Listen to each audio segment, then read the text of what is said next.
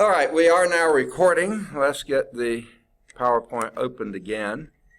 I opened it, but it covered Screencast-O-Matic, so I had to reduce it, and now it's having trouble opening again. Come on. Okay, it's just doing nothing but sitting there quivering.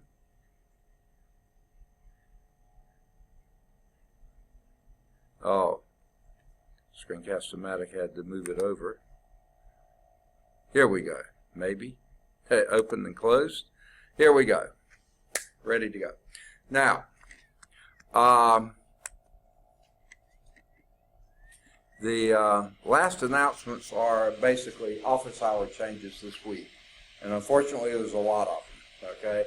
And they're mostly on Tuesday, Thursday, when you would be most likely to come.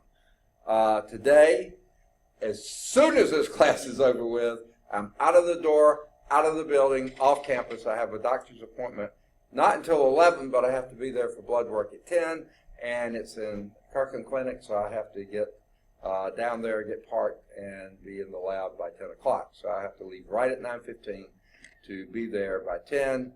My appointment's at 11. Usually late in the morning. They're running a little late, and will be lucky if I get out of there by 12. So then hopefully I'll be back on campus by 12:45.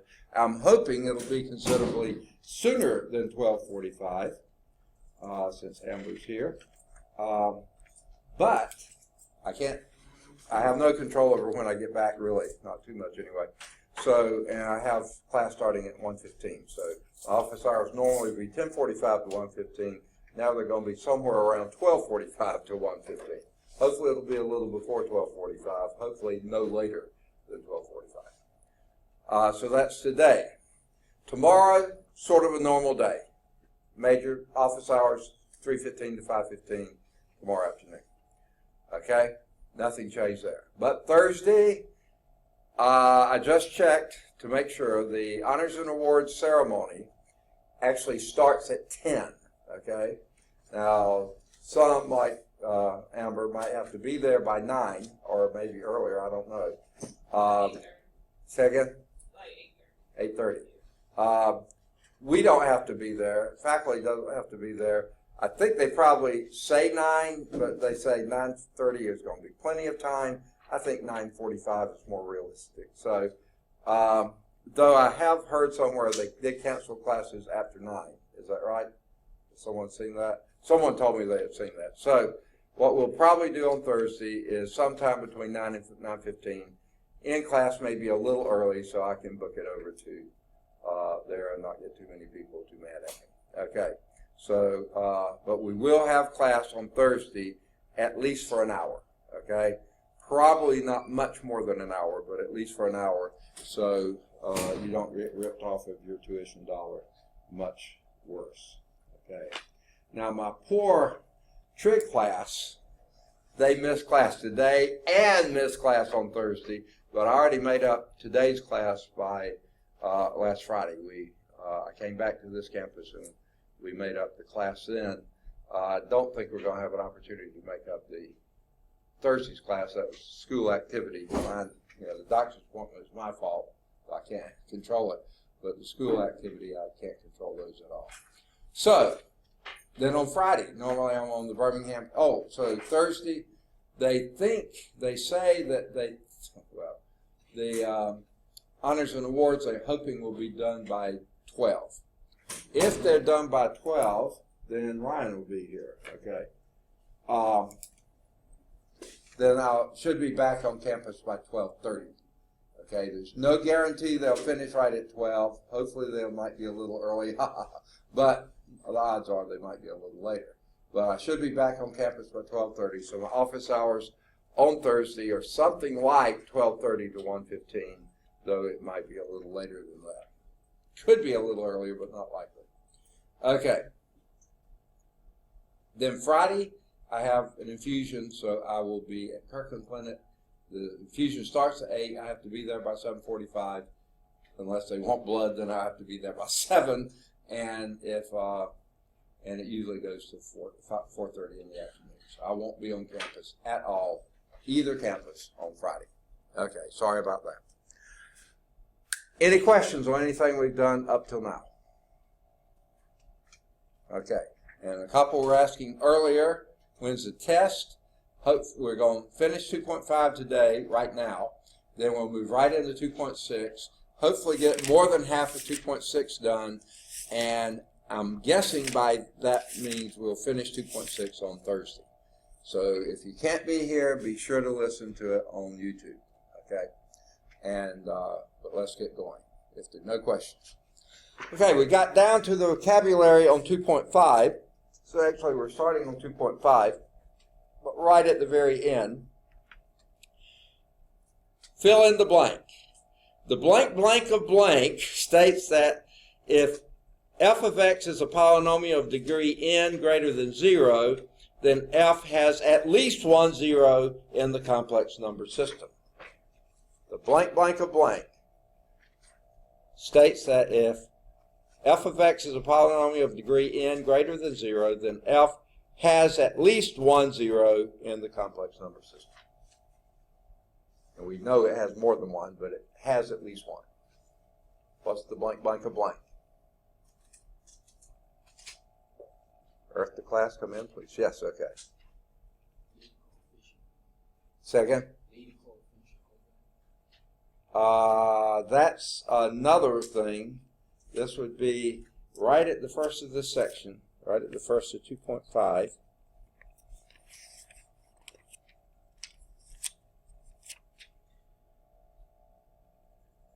The very first little block on page 154.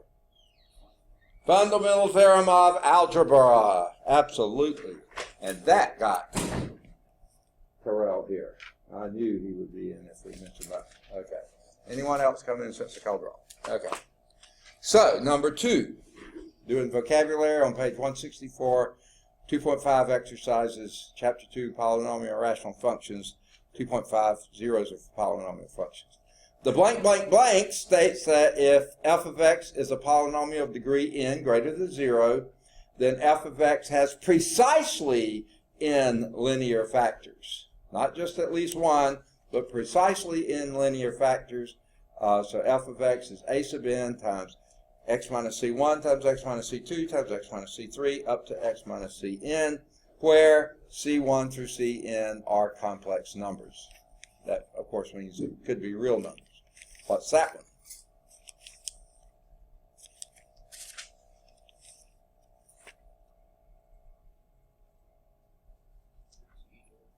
Say again? Y'all love that one, don't you? You tried it twice now. It's the second block on page 154. Linear factorization theorem. Very good. Okay, get ready. The test that gives a list of the possible rational zeros of a polynomial function is the rational zeros test. Okay, you've been waiting for that one. Number 4. Now, this is not super important for us, but you should know it. But I'm not going to test you on it. If a plus bi is a complex zero of a polynomial with real coefficients, then so is its blank a minus bi. Conjugate. And some places will call it a complex conjugate, because you also have conjugates of real numbers and conjugates of irrational numbers and all sorts of things like this. So a lot of places I like to call it complex conjugate. Okay. Number 5. Every polynomial of degree n greater than 0 with real coefficients can be written as a product of blank and blank factors with real coefficients, where the blank factors have no real zeros. A lot of blanks in there. Every polynomial of degree n greater than 0 with real coefficients can be written as a product of blank and blank factors with real coefficients, where the blank factors have no real zeros.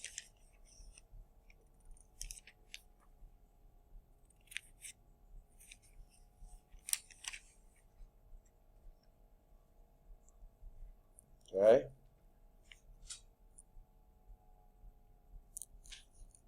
Anyone got an idea? A little louder?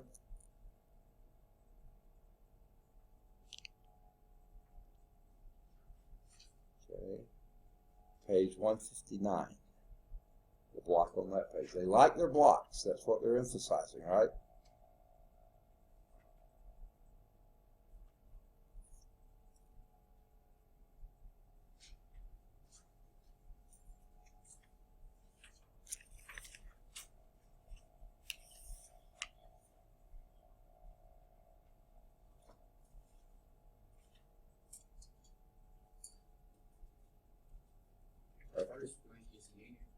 Second. Linear and quadratic factors where the blank factor has no real zeros. Quadratic factor has no real zeros. Very good. Every polynomial of degree n greater than 0 with real coefficients can be written as a product of linear and quadratic factors with real coefficients, no imaginary numbers, where the quadratic factors have no real zeros. Okay? Number 6. A quadratic factor that cannot be factored further as a product of linear factors containing real numbers is said to be blank over the blank.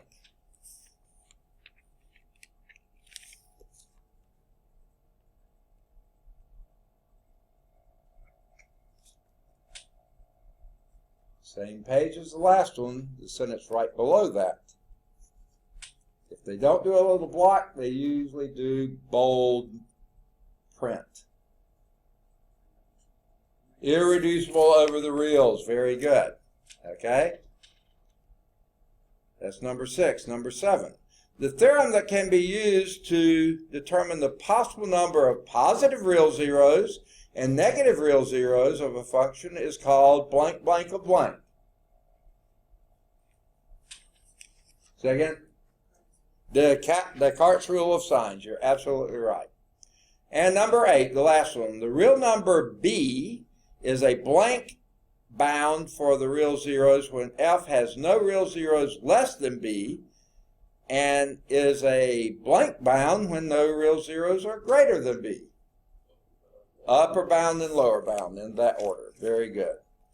And that's the page 162. Actually, the definition in bold right above the block, but then they also do it in the block. All right. And I gave you homework assignments on 2.5. Any questions on any of those?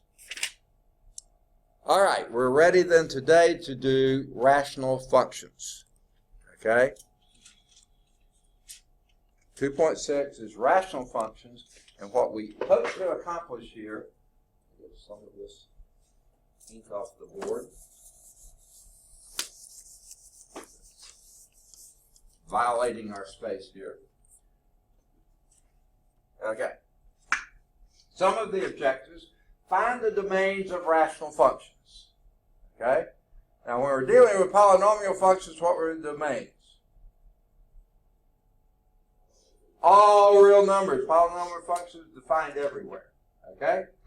So with rational functions, we now got a little hint they may not be defined everywhere, and they won't necessarily be goodness gracious. Okay? Number 2, we'll find the vertical and horizontal asymptotes of the graphs of rational functions. Just a little hint, the vertical asymptotes are related to those places where the domain is not included in the domain. We'll get there later. Horizontal asymptotes have a different meaning, and we'll get to those. Related to something we've done already. We'll sketch graphs of rational functions. That's a surprise, isn't it? This book hates graphing, right? No. We'll sketch graphs of rational functions that have slant asymptotes. Forget that one, okay? We're probably going to skip that part. And we'll use rational numbers to model and solve some real-life type problems. So, as an introduction, what a rational function is. What does rational mean? Okay, it's something to be written in the form of a ratio. And a rational function is a ratio of what? What are the two things written in the ratio? A ratio or a quotient of polynomial functions. So there are polynomial functions we've been playing with and dealing with all chapter, but now we're going to put them in a ratio, and it can be written in the form f of x is equal to n of x divided by d of x. Now, a lot of times polynomial functions are given a name like p of x. And typically, they capitalize for a polynomial function. Not always, but, they're sort of typical. Now they use n and d. Why? Where did they come up with those letters? Numerator and denominator. Why not? A lot of books will call it p of x over q of x. This book chooses n of x over d of x. Okay? Where n of x and d of x are both polynomials, and d of x is not the zero polynomial. Of course, the zero polynomial would just be the number 0. Can't ever do that. Ever. Okay? So, that's what a rational function is. So, in general, the domain of a rational function of x, and since it's got polynomials in the numerators, is the numerator going to introduce any problems for the domain? Because what's the domain for a polynomial function? All real numbers. So that's not going to give us any issue. So where will our issues come? The denominator. Because what can denominators never be? 0. And the polynomial function, we've already said it can't be just the number 0. We know that. But a polynomial can have zeros. We've just been doing that for the last 5 sections, finding the zeros of a polynomial. So one of the things we're going to do is have to deal with that denominator, those denominators, and find those zeros. And wherever there's a 0 in the denominator, there's where the domain cannot exist, because you can never divide by 0. Okay? Except for the x values that make that denominator 0, and we call those the zeros of that denominator polynomial. Much of the discussion of rational functions will focus on their graphical behavior, surprise, surprise, near those x values excluded from the domain. Those were the in the denominator that would make the denominator 0. Okay? So here's example 1. A pretty simple rational function. Okay? Find the domain of f of x is equal to 1 over x. What do you reckon its domain is? Except x cannot equal 0. Absolutely right. Numerator doesn't give us any problems. Of course, what problem could it give you? It's just a 1. Okay? So, x is your whole denominator is the term x, so x can't be 0. Okay? Now, it can be any other real number in the world. Okay?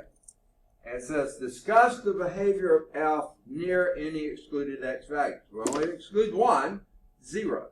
So what is happening to your to the rational function, f of x, 1 over x, when x gets close to 0 from the negative side? So let's start from the negative side. Give me a number that's a little bit negative.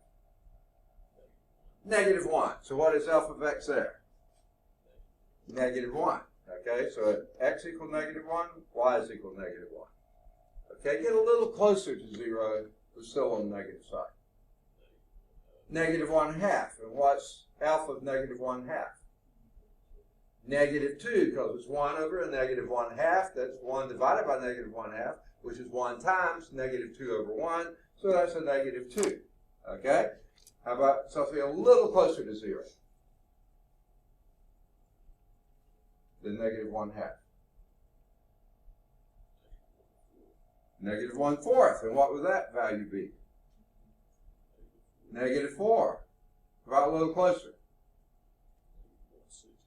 Negative 1/16. What would that be? Negative 16. A little closer. Negative 1 over 100. What would that be?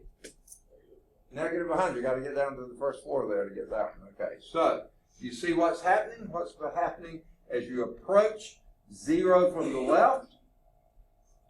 The function's going to negative infinity. So let's approach 0 from the right-hand side. Give me a number fairly close to 0 that's positive. 1. And what's f of 1? 1. Okay, so here's our axis. 1 on X, 1 on Y. Okay, next. Something closer to 0 than 1.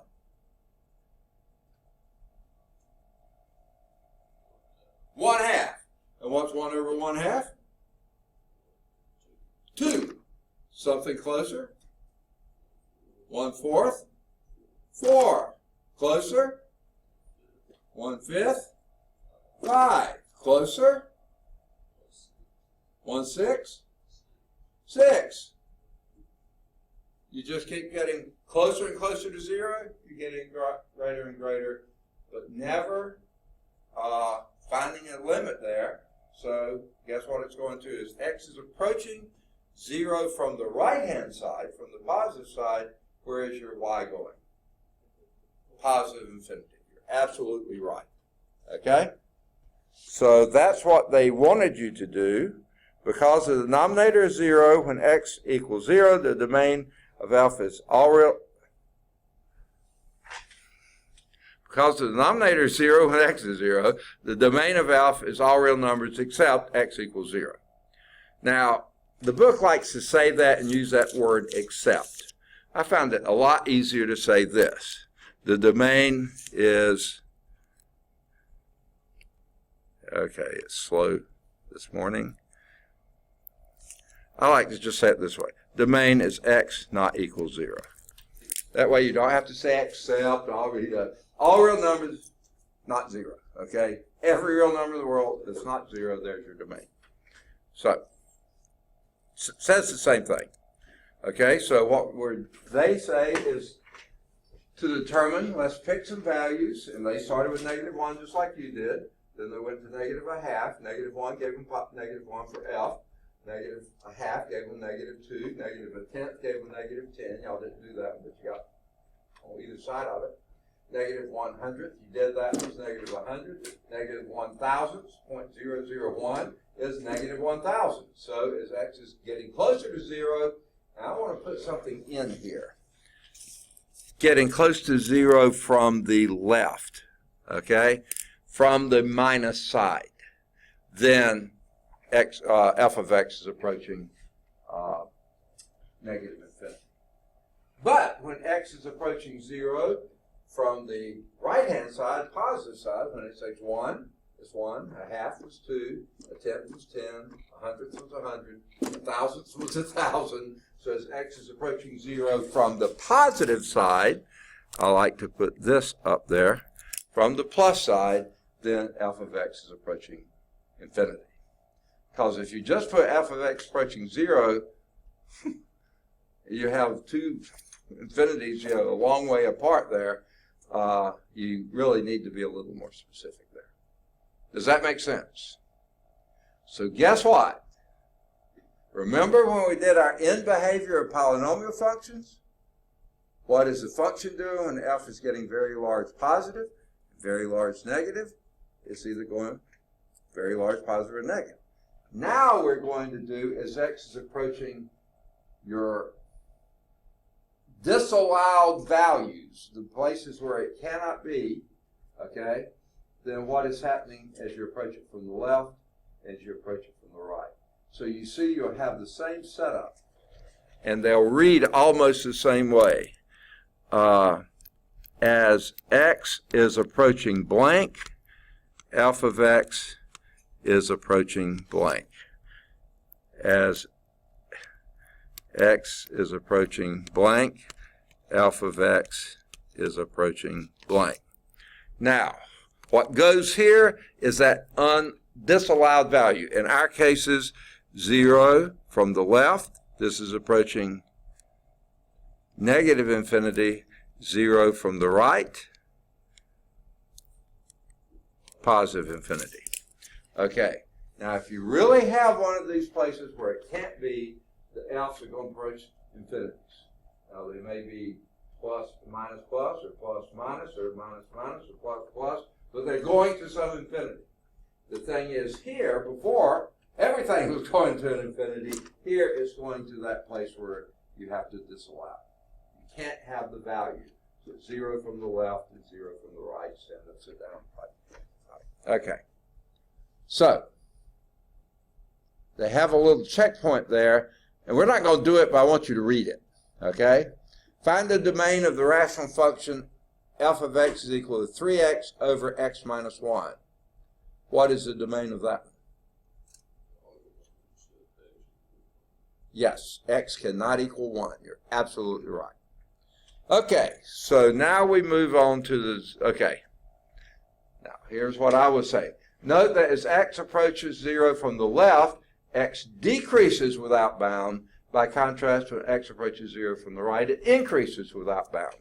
That means it's going to negative infinity first and positive infinity second.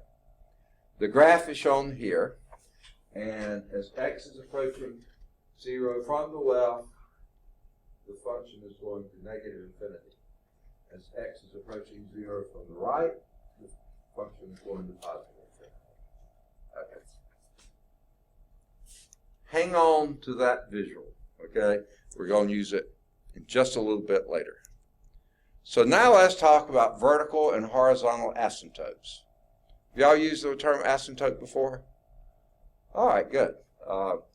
It's not a very common word. In fact, it's about the only place I know it now. We were sitting around the dinner table at my younger brother's house with his, at least most of his kids, maybe all of them were there, and their spouses and stuff. And Mary, the sort of crazy one, she's a doctor, but she's still crazy. Just in the middle of dinner, Uncle Charles, what's an asymptote anyway? So, where did that come from? So we talked about it some, and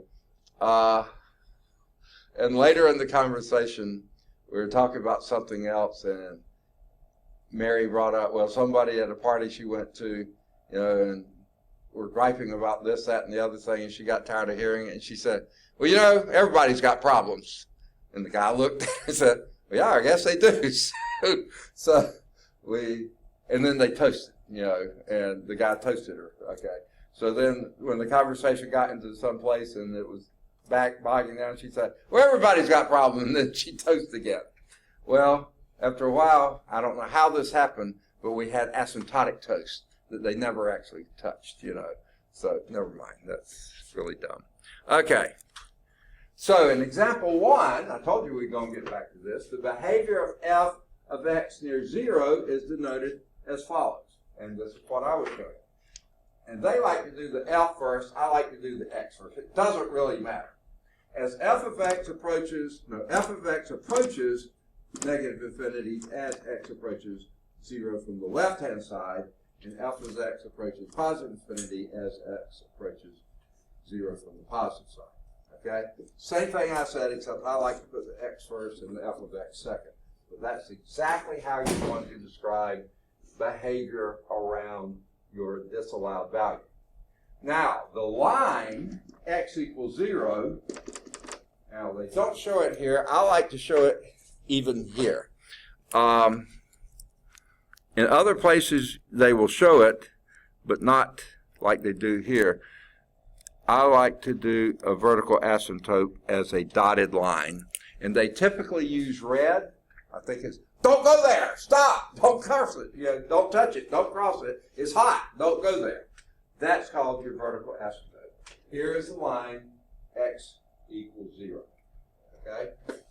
Vertical asymptote when x is equal to 0. The function can never touch it or cross it, okay? It approaches it, but never reaches it, okay? That's called the vertical asymptote, and it's all your zeros of your denominators for your rational functions. That's where your vertical asymptotes will be. When you find those zeros of your denominator, every one of those typically is going to be a vertical asymptote. Now, the reason I put typically in there is one little situation where it won't be, and we'll go over that shortly too. So that's your vertical asymptote. As soon as you see x can equal 0, draw your vertical asymptote like that. And make it red, or you don't have to make it red. I usually dot it, just to bring attention to it. Okay. Now, the other thing that the graph shows is another issue. And that is what is happening to the graph in the long run? Remember we did our end behavior with polynomial functions? End behavior of polynomial functions is either up or down, or up or down, down. It's always going to an infinity as x approaches either positive or negative infinity. Your end behavior of rational functions can be a variety of things.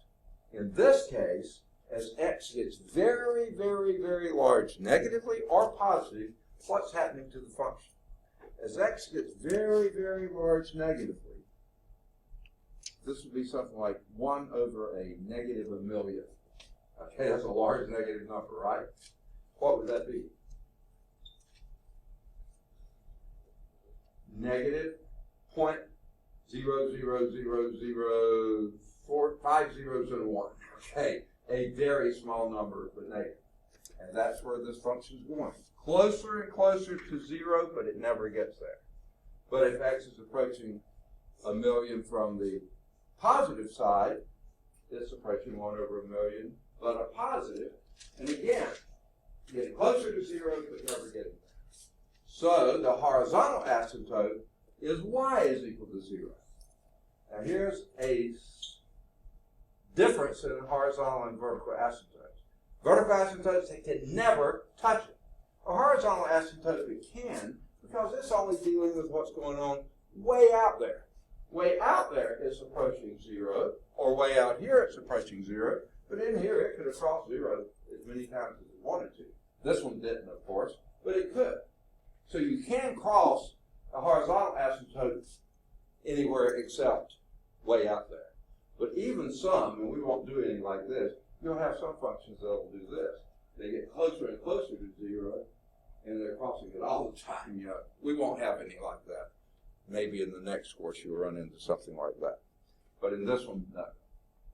So that's what a horizontal asymptote is, your end behavior. What happens when x is very large, positive or negative? Now how do we determine that?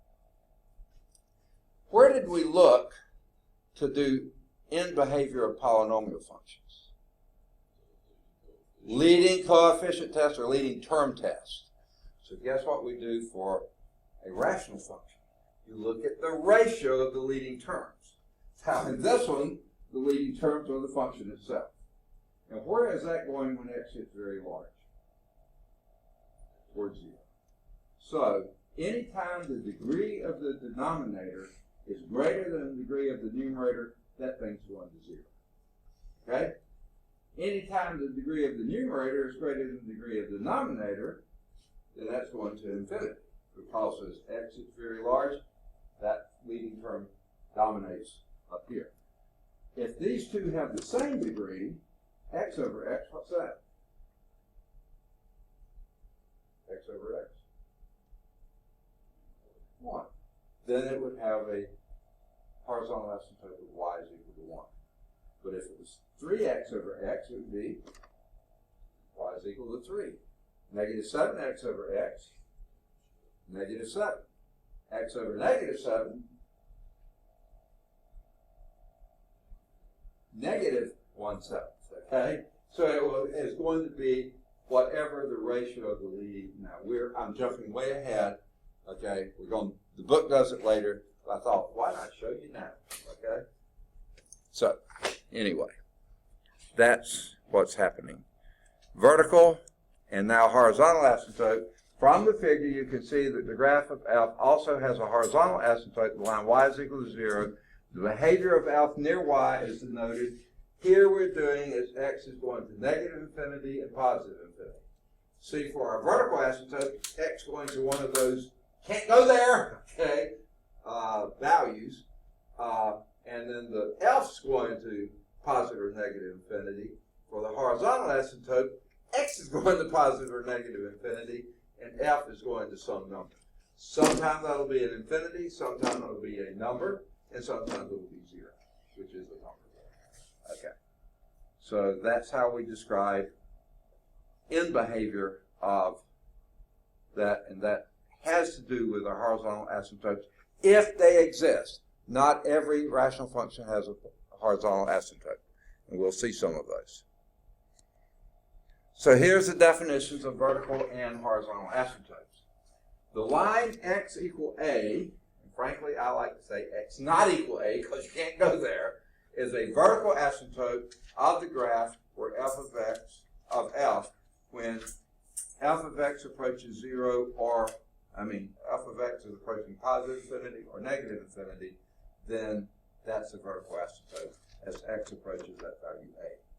Either from the left or from the right. It could be going in one direction from the left, one from the right. It could be doing opposite. It could be doing the same direction from the left and right, or opposite. Okay. The line y is equal to b is a horizontal asymptote of the graph of f when f of x approaches b as x goes either to positive infinity or negative infinity. So this is your end behavior, large values of x. This is your infinite behavior as you're approaching one of those values of x, not in the domain. Okay? Eventually, as x approaches either positive infinity or negative infinity, the distance between the horizontal asymptote and the points in the graph must be approaching 0. Okay? Between the horizontal asymptote and the graph. So the horizontal asymptote is 7. The difference between the function value and 7 would be approaching 0. In other words, the function value is approaching 7. Okay. It's a strange way to say it, but they said it okay. Okay. So here are a few vertical and horizontal asymptotes. You tell me. Okay. Let's look at this. Look at the function before you look at the graph. You're looking at the graph, I can tell.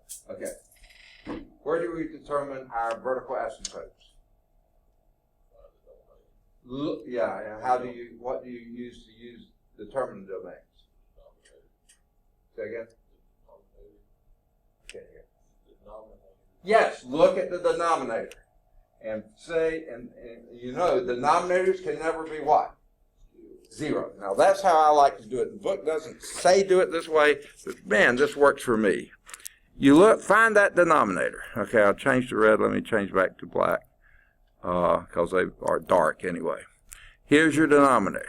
And you know that denominators cannot equal 0, so x plus 1 cannot equal 0. You know that, right? Given. Solve that for x. Subtract 1 from both sides, and that gives you x is not equal to negative 1. There goes your vertical asymptote right there. Okay? Now, where do we go for our horizontal asymptote? I've already told you. The book hasn't yet, but I have. Ooh, I shouldn't have done that. Okay.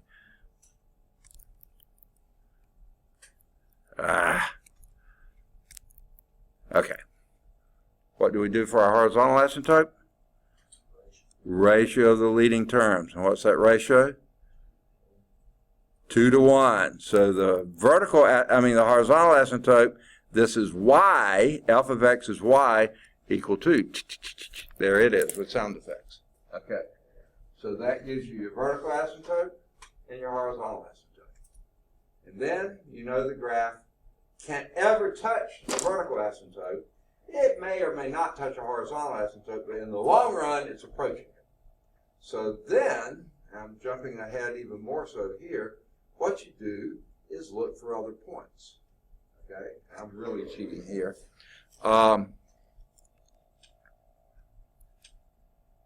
So let me write down the horizontal asymptote. Horizontal asymptote is y is equal to 2. You don't have to say not equal to. It could equal to, but y is equal to is that horizontal line. They still do it in red, but you can cross it, touch it, whatever. But express it that way. The vertical asymptote, x not equal to. They put equal. If you want to do that, it's fine. I understand what you're doing. I like to say not equal to because that function cannot ever touch it or cross it. Okay. Now, here's the other thing I do. And again, I'm jumping a little bit ahead because why not? We have the graphs right here. Okay?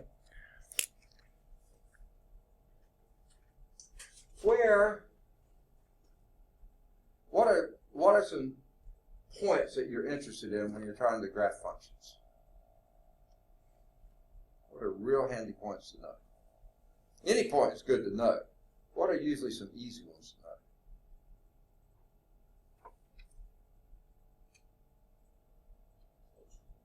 So say again? Closer to what? Yeah, those are usually easy to do. The numbers are smaller. He's lazy, I can tell. Okay? But someone threw you a pass, and I ran and jumped ahead of you and snagged it down. What did I do? Say again?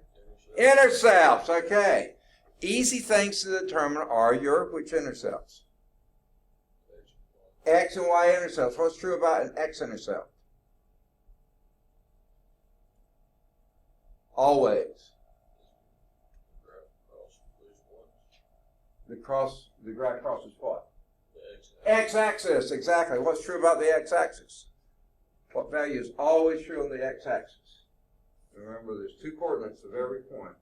What's true about every point on the X-axis? Y is equal to 0. And what's your Y? Oh boy, this is the one question you're supposed to always know the answer to. What is Y? F of X, exactly. So when this is equal to 0, this is equal to 0, what makes that equal 0? Here you have the numerator and the denominator. I already know the denominator can't be 0. It doesn't matter what the denominator is. If that numerator is 0, the function is 0, right? 0 over 17 is still 0. 0 to 2,584,813 is still 0, okay? So all you're really interested in is where that numerator. So where is that numerator 0? Set the numerator equal to 0. 2x plus 1 equals 0. This is going to give you your y-intercept. No. X-intercept, sorry about that. Yes. Subtract 1 from both sides, and that gives you 2x is equal to negative 1. Those go away. Divide by 2, and you get x, because those go away, is equal to negative 1/2. That's going to give you your x-intercept. Right there it is, negative 1/2. There it is. You got it. Okay? What's the other intercept? And what's true about a y-intercept? X is equal to 0. Well, that's pretty easy to do. X equals 0. What's your y? Y is equal to 1. There's your y-intercept right there. Okay? Now guess what that just did for you? You got your vertical asymptote, your horizontal asymptote. You got these 2 points. The graph has to go through those 2 points. Can't touch the vertical asymptote, but in the long run, it's getting close to the x-intercept. I mean the horizontal asymptote. So guess what? You know half of the lobe of that. Unfortunately, those points are on the same lobe. We have to go somewhere else to find out where the other one is. Guess where you would go? Again, stay close to the origin. You know it can't be negative 1. That's the vertical asymptote. How about negative 2? Plug it in, plug it in. F of negative 2 is equal to, what would that be? 2 times negative 2 plus 1 over negative 2 plus 1. What's 2 times negative 2? Negative 4 plus 1 over negative 1. And this is negative 3 over negative 1. And that is positive 3. There it is. Negative 2, you're at positive 3. Somewhere right there. And now you know where the other one is. Find any point here, and it's up here. It's in this quadrant of your asymptotes, right? So there it is. So it's going to approach this one, going to infinity this way, and going to x equal 2 that way. So that's all you need to do to plot these things. Find your asymptotes. Find your zeros, your x-intercept and your y-intercept. And then find whatever, pick another point, find any point in the other side. You got it not. Okay, how about this one?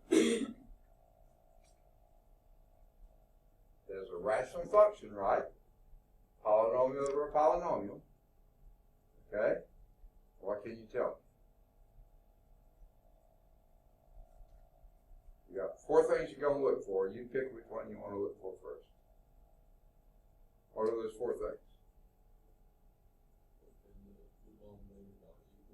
Okay, you want the denominator not equal to 0. Okay, so x squared plus 1 cannot equal 0. Well, guess what, folks? In the real number system, square any real number, and what does it become? Positive. Add 1 to it, it's even more positive. So that thing will never equal to 0. So guess what? No vertical asymptotes, because it's never equal to 0. The domain of this function is all real numbers. There are no vertical asymptotes. And sure enough, you don't see any here. Okay? Now, that's one thing, vertical asymptotes. None. VA none. What's another thing you're interested in?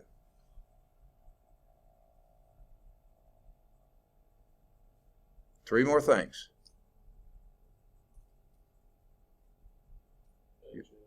Second? X-intercept. Okay, what's going to make the x-intercept? Where the f of x equals 0. What would make that true?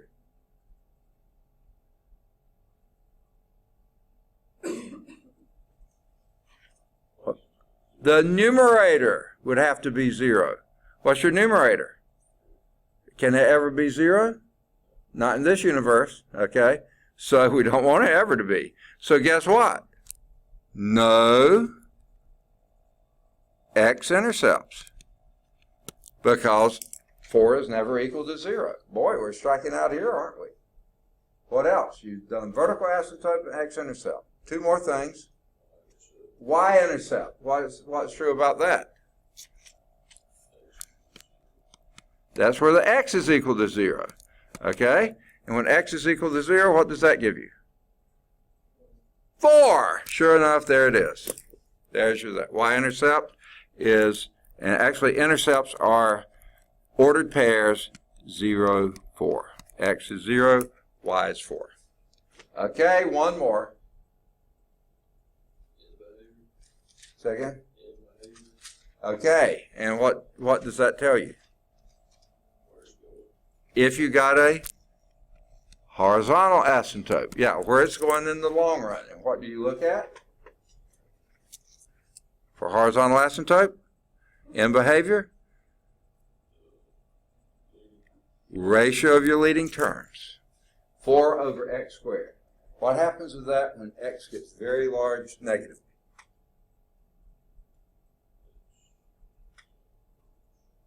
It's approaching 0. And when x is very large positive, it's approaching 0. Like, put the 10 in there. That's not a very large number. 4 over 10 squared is 4 over 100. That's 0.04. That's pretty close to 0. 4 over negative 10 squared is also 100. Okay? 4 over is same value. And they're positive both times, so this is approaching 0 from the positive direction both times. Okay? So there's your end behavior is y equals 0. Okay? So there's your vertical asymptote, none. Horizontal asymptote, y is equal to 0. Ratio of leading terms. Your x-intercept, where the y is equal to 0, that would have to make 4 equal 0. Doesn't happen, so there's no x-intercept. The y-intercept is when x is equal to 0, and that would be 4 over 1. Good deal. Okay? Going to erase those because I got a little carried away. Any questions before I erase them? Any?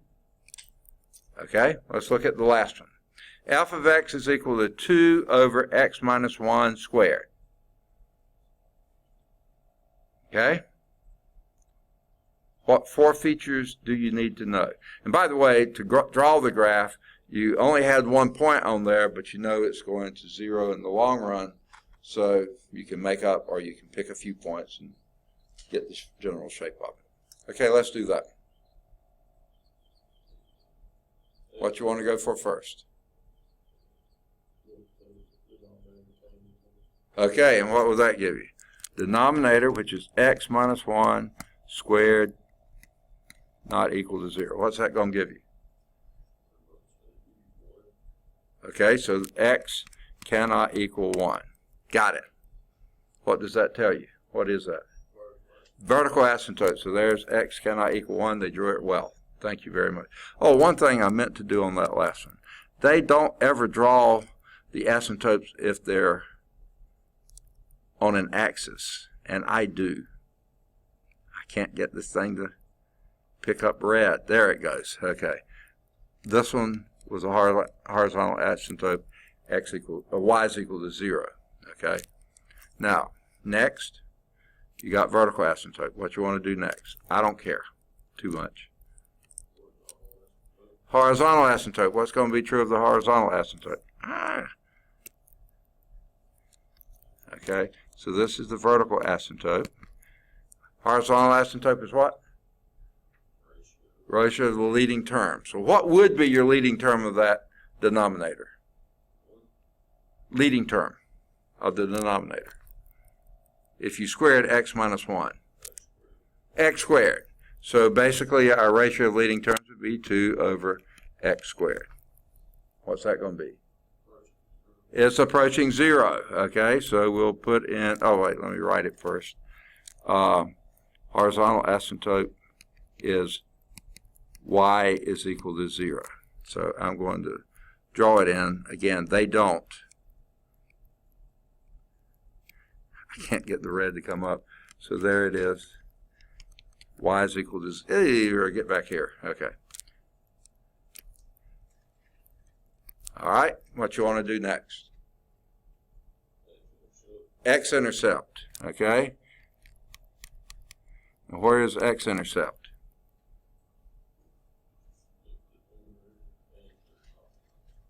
It is not 1 because it's where y is equal to 0. Y is equal to 0. That would make 2 have to be 0. Can 2 ever be 0? No. Okay. So y-intercept, or x-intercept, none. Sort of got stuck there, didn't we? And finally, y-intercept is where what? X is equal to 0. What would that give us?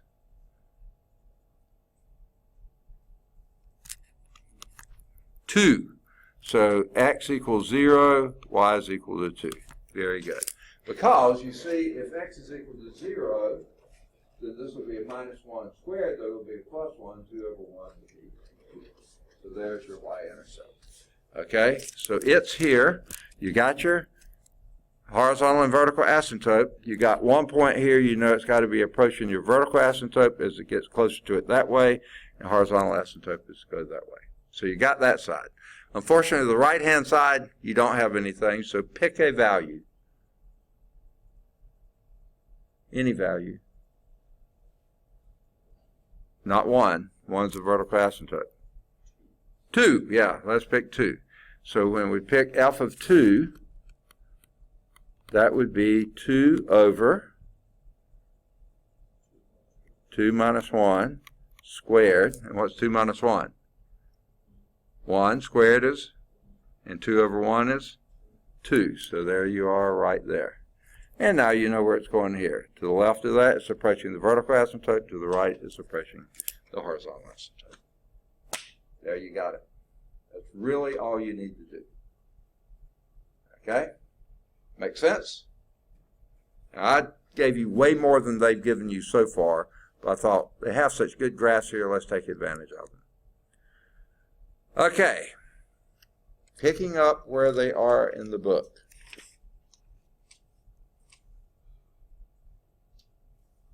If I can find where they are in the book.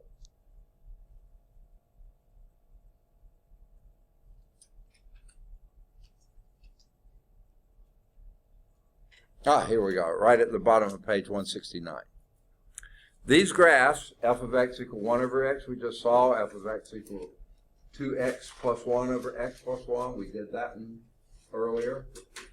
They gave us graphs, and these graphs are called hyperbolas. And here's a feature of a hyperbola. They never connect. Okay? Now, sometimes hyperbolas can be like this.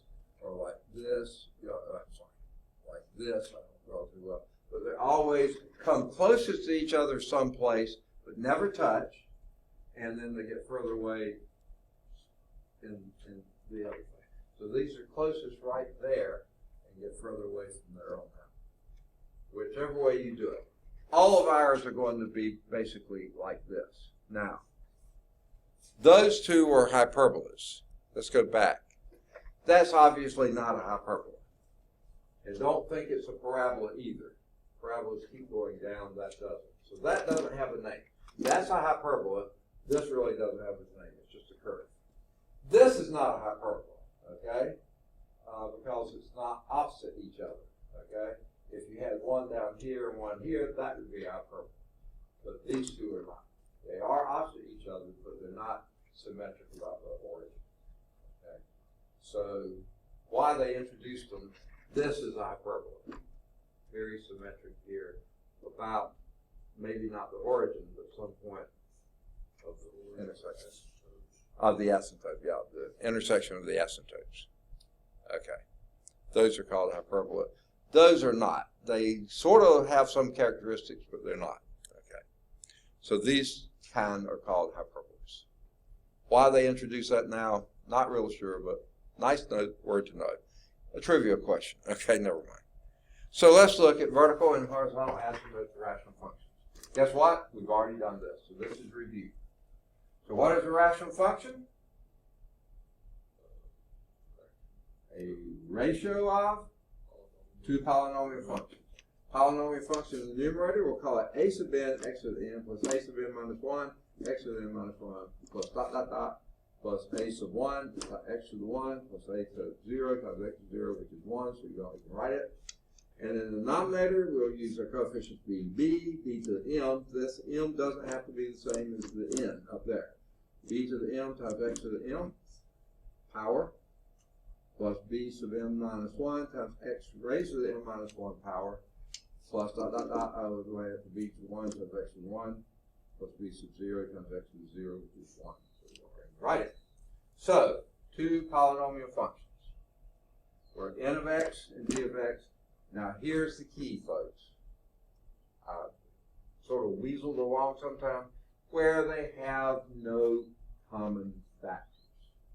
If you can factor that numerator and that denominator, and if in factoring those you happen to have an x plus 1 in both of those, divide it away. Okay? Divide it away. Those will not give you, even though x plus 1 may have been a factor down here, it's not. It is a 0 of that polynomial, but that's one of the common. So they have to have no common factors. They do have common factors, divide them away. Okay? And then move on from there. Okay? If we had a circumstance like that, this is bizarre but true. So let's say, x couldn't equal 1 in the denominator, but it was also in the numerator. Let's go back to one of these. Here's what that would have been. That would have had a hole in the function right there. X can't equal 1, so you can't have a value there, but if the rest of it, like if this is x squared, x over x squared, okay? It has a common factor of x and x, so x can't equal 1. Actually, it would also not equal negative 1, too. We would have a hole down here, too. But the rest of it looks just like this. That's what you have if you have a common factor. Whatever that common factor is, positive, negative, wherever it is, it will have a hole in the function. Okay? The rest of it will be the same. It won't be a vertical asymptote. Okay? Strange but true. We're not going there, but that's what happens if there are common factors. Okay, so now we have n and d have no common factors. As long as that's true, the rest of these things are fine. The graph of F has vertical asymptotes at all the zeros of your denominator. That's where x can't have that value. Okay. Now, the graph of F has one or no horizontal asymptotes determined by comparing the degrees of the numerator and denominator. What determines the degree of any polynomial? the power of the leading term. So it's the leading terms. Yes, exactly. Okay? Now they go into all this kind of mess, and it's fine. It's absolutely correct. If the degree of the numerator is less than the degree of the denominator, then the ratio of those leading terms, if this degree is less than that degree, then you have, when you cancel out these, you'll have some left down here. And 1 over x is 1 to 0. So that's going to give you line y is equal to 0, or the x-axis and the horizontal axis. When n is equal to m, then these two will go out completely. And that'll be a over b. That will be your horizontal asymptote, the ratio of the leading coefficients. If n is greater than m, in other words, you got more here than here, this becomes a number when you reduce that ratio. You still have an x up there. That's acting like a polynomial, 1 to infinity. No horizontal asymptote. Okay? So everything depends on that ratio of the leading terms. So rather than just dealing with degrees, just look at the ratio of the leading terms. See what it becomes as x gets very large. Okay? If you wind up with x's in the numerator, no horizontal asymptote. If you lose all the x's in that ratio, then whatever the ratio of the leading coefficients, that'll give the leading. If you wind up with an x left in the denominator, not in the numerator, that was 1 to 0. Horizontal asymptote will be y is equal to 0. Okay. Make sense? Okay, you started saying no, didn't you? Okay. All right. Let's see if we can get this one done. This is example 2, finding the vertical and horizontal asymptotes of the graph of each of the rational functions. Okay? We're only looking for vertical and horizontal asymptotes, so let's do those first. Which one you want to do first? Horizontal or vertical? I don't care. You choose. Choose. Vertical. Let's do the vertical asymptote of this one. Where do we look to get the vertical asymptote? Denominator. And what's going to be true about the denominator? It cannot equal 0. So how are we going to deal with that? You could, it's a little easier to, if you got a quadratic or better, if you can, what's your F word? Factor, okay? What does that give you? X plus 1 times x minus 1 cannot equal to 0, okay? What does that tell you? X plus 1 cannot equal 0. Now before, when there was an equal sign there, we'd say or. Now it's an and, not or. X minus 1 cannot equal to 0. Zero product principle, only if it's not, neither one of those could be true. And what do we do here? You were already doing it. Subtract 1 here and add 1 there, and that gives you x cannot equal to minus 1, and over here, x cannot equal to plus 1. Both of those have to be true. Okay, so you got two vertical asymptotes. X not equal to minus 1, x not equal to positive 1. Good. That leaves your horizontal asymptote. What's that?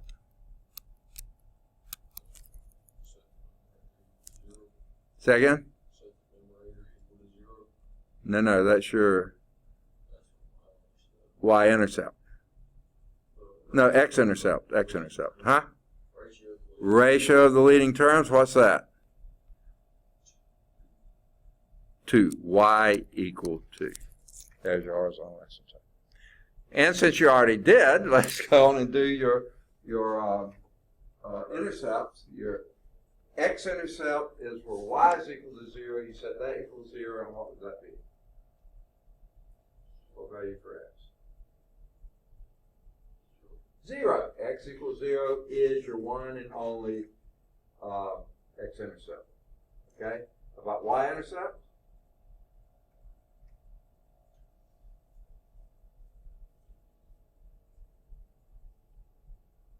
Y-intercept?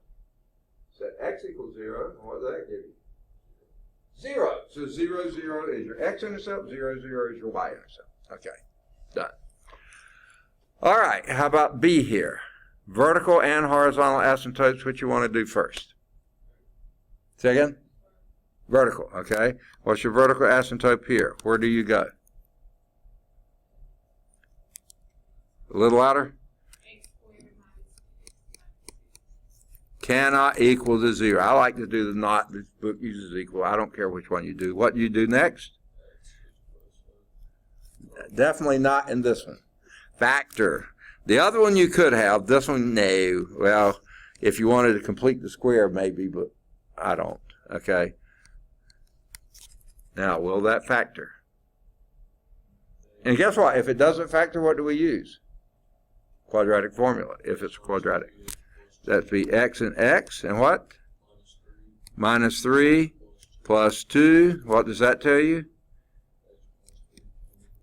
X minus 3 cannot equal 0, and, not or, x plus 2 cannot equal 0. And this gives you x cannot equal to 3, and, not or, x cannot equal negative 2. Two vertical asymptotes. Can equal 3, can equal negative 2. Draw them in. Okay? Next, horizontal asymptote. How do we get that? Ratio of leading terms. What does that give us? Y is equal to 1. Okay? Your horizontal asymptotes are written as equation y equal. Your vertical asymptote I write as equations x not equal. You can put x equal the book does, and just put those that they can't be there. So, all right. Now, do you want to go on and do your horizontal and vertical asymptote? I mean, your x and y intercepts? Say again? Okay. Yeah, we can certainly do that. What would make your x-intercept? Say again? Exactly. Numerator equals 0, and what will become of that? X squared plus x minus 2 equals 0. Let's see if we can do that, can we?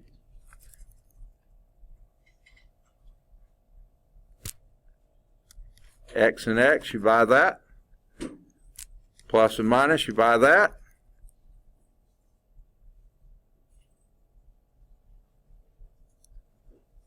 Help me, help me.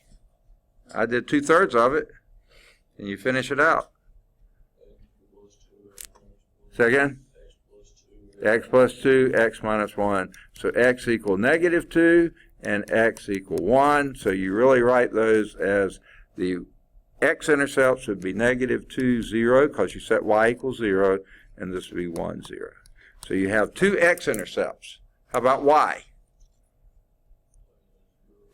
Set the x equals 0, so your y-intercept, this is x-intercepts. And what would that be?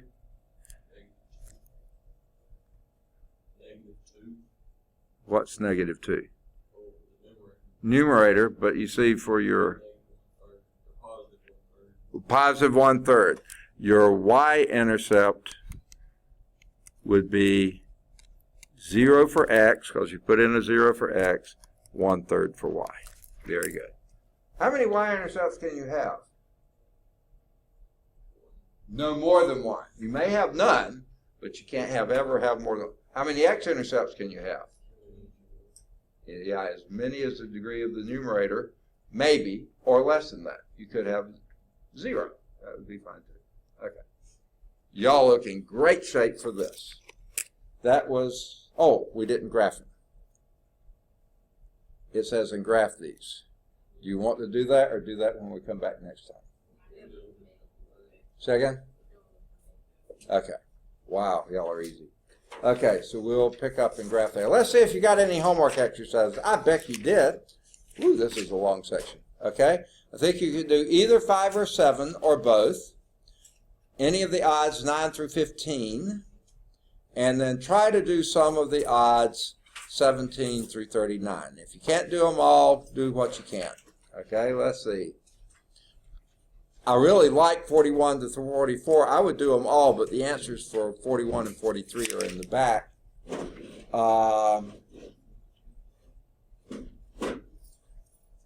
And we'll hang on there and pick up the rest of them later. Good deal. Good class, folks. Okay, we will meet Thursday, those of us that can meet here Thursday. I will record it, knock on wood, and so if you can't be here, be sure to pick it up later. We'll try to finish 2.6 on Thursday. If we don't, we'll finish it on the following Tuesday and have the test on Thursday. If we do finish it on Thursday, then we'll have the test on Tuesday. Good deal.